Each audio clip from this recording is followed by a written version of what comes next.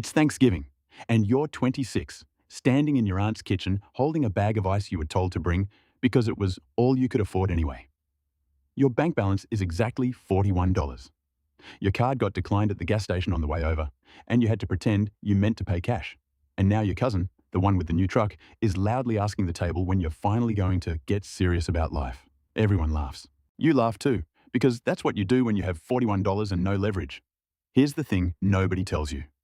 The way your family treats you is not about love. It's about your position on a board you didn't even know you were playing on. And I'm going to walk you through every single level of it, from broke to $100 million, because once you see where the treatment flips, you can never unsee it. Stay with me, because the level where they start pretending you are always their favorite, it's not the one you think. Level 1, you have nothing. 0, or worse, you're in the red, $3,200 of credit card debt bleeding 19% interest, and your family knows it because your mum co-signed something once and still checks in. At this level, you are a project. You are the topic of conversation after you leave the room. Notice how everyone has advice.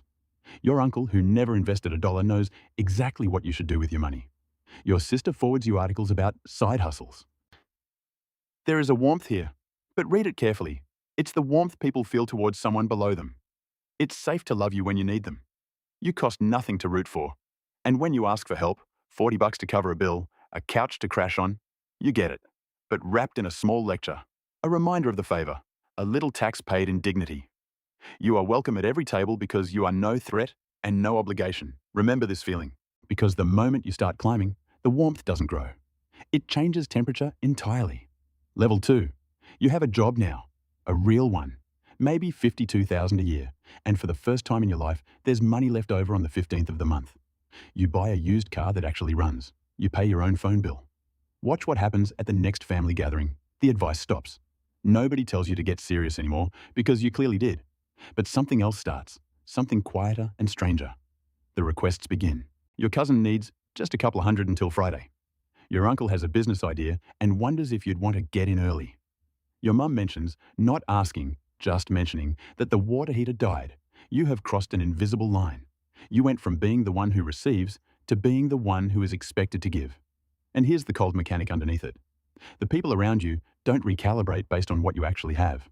They recalibrate based on what they perceive you can spare. $52,000 a year with rent and student loans might leave you tighter than you were at $41, but they don't see the math. They see that you made it. And made it means, in the family language, that you're now a resource. You feel guilty saying no. That guilt is the price of the ticket, and everyone at the table is counting on you paying it. Level 3, now you're moving. $110,000 a year, maybe a small ownership stake in something, a savings account with actual commas in it. You bought a house, nothing crazy, 3 bedrooms, a yard, and this is where the treatment takes its first real, visible turn. Because now you're not just a resource. Now you're a mirror. You show up to Christmas and you can feel it. The slight cooling from the cousin who used to laugh at you. The way conversations trail off when you mention a trip you took.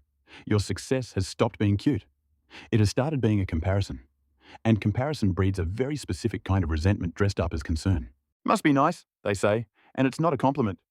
Don't forget where you came from, they say, as if you leaving it is a betrayal rather than a goal. Meanwhile, the requests get bigger and lose their apology. It's no longer a couple of hundred until Friday.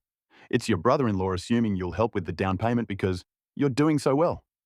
The favor has become an expectation, and the expectation has become an entitlement.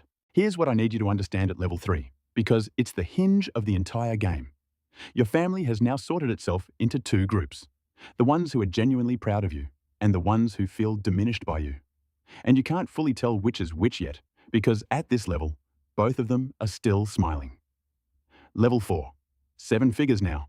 You sold the stake, or the business hit, or the equity vested, however it happened. You're worth over $1 million. And for the first time, the money is not something you spend, but something that spends its own life growing while you sleep. And this is where the mask doesn't just slip. It comes off entirely. Watch what happens the first family gathering after the word gets around, because it always gets around. Nobody keeps this quiet. Suddenly you have relatives you haven't spoken to in 9 years texting you just to catch up. An aunt you saw twice as a child sends a birthday message with a photo attached. Some old snapshot of the 2 of you. Captioned, "We've always been so close." You weren't. You know you weren't. But this is the level where the past gets rewritten in real time. Where everyone was always your biggest supporter. where the cousin who told you to get serious about life now tells the table he always knew you'd make it. En Manpai, Timar, this is the level I warned you about at the start, where they start pretending you were always the favorite. And here's the mechanic underneath the theater. At $1,000,000, you are no longer a resource to be tapped. You are a bank to be accessed. The asks change shape one more time. They're not requests anymore, and they're not even entitlements. They're pitches. Your brother has a can't-miss opportunity. Your uncle knows a guy in real estate. Everyone's got a plan, and every plan needs your money to exist. And the loneliest part, the part nobody prepares you for, is that you stop being able to trust a single kind gesture.